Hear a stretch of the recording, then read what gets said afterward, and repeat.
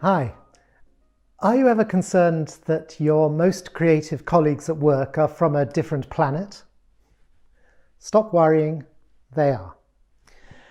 And does your company try to help these alien creatives by integrating them into the structures of earthly organizational life?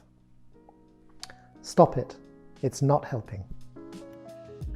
I'm Alistair Pearce from Working with Creatives, the organisation that helps you work with your creative colleagues.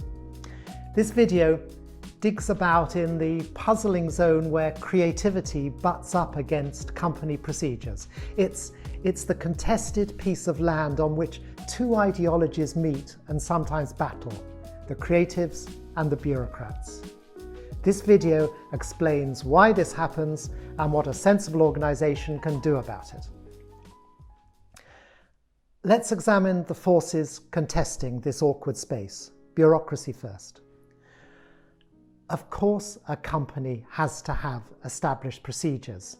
There are national laws to obey, there are auditors to placate, there are trade bodies and unions to keep on side, not to mention that vast host of internal rules and regulations to draw up, review and monitor that keep employees, customers and shareholders reasonably happy.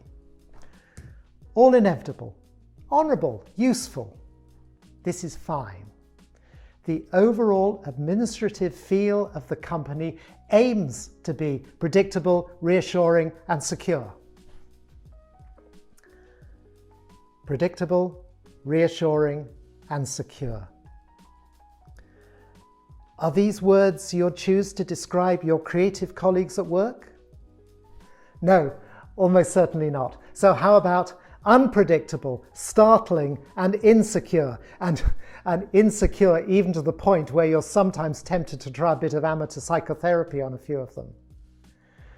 But the thing is, your creative colleagues need to be unpredictable, startling and insecure, for their creativity depends on it. So, there's a major discontinuity here between the company and the creative. And let's unpick this a bit at a time. And let's start with the clash of predictable company and unpredictable creative.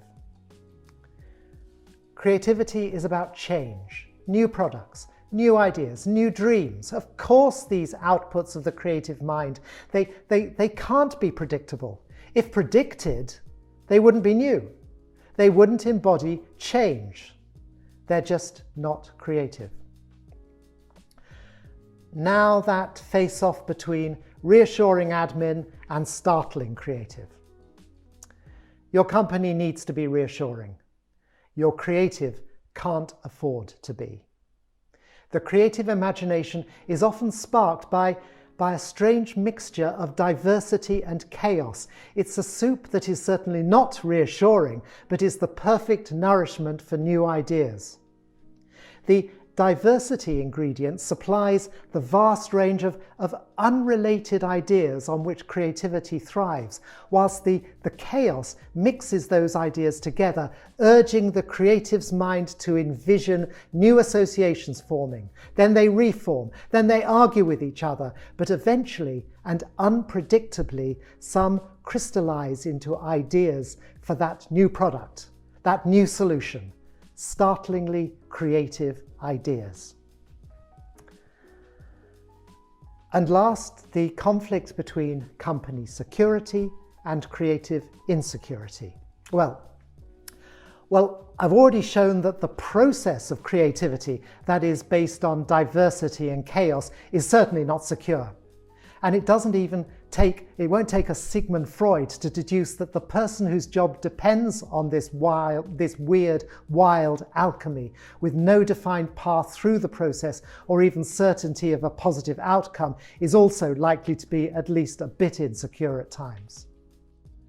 So we have a company that legitimately aims for predictable, reassuring and secure, depending on its creatives who need unpredictable, startling and insecure to produce the creative goods. How should the sensible company react to this explosive interface? Well, if the company requires creativity, and frankly, which company today doesn't, it should obviously avoid trying to insist that its creatives become predictable, reassuring, and secure, for that will poison the roots of the creativity it needs. And yet, what do most companies wedded to the traditional organizational model actually do? They insist their creatives do become predictable, reassuring, and secure. And they do it for the best possible motives of integration, teamwork, and shared endeavor. So a creative working on product innovation for a major client is now a member of an account team that is also tasked with taking the idea forward to manufacture and marketing. And the justification?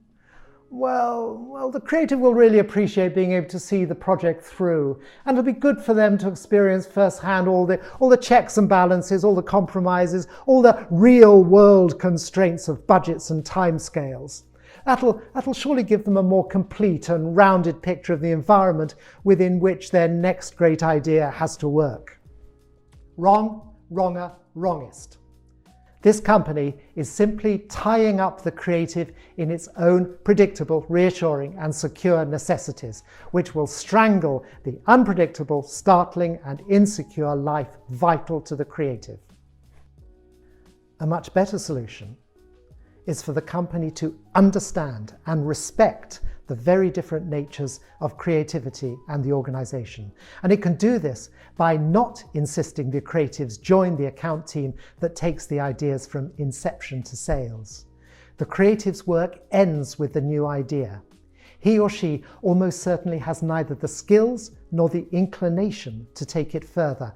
And I bet the company doesn't have the time or resource to delay that creative in doing what he or she does have the skill and inclination to do really well, to create. This distancing strategy is just one of several sensible actions companies can take when working with their creatives. Another focuses on the key role of the manager, and my video called Creativity, the Count and the Manager explains this one. But both depend on senior managers first understanding a bit about the way creativity emerges before they impose apparently rational, even benevolent actions that might in fact be destructive of the creativity they need. If your company needs to deepen its understanding of creatives or learn about more models of the distancing strategy, come to our website at workingwithcreatives.co.uk.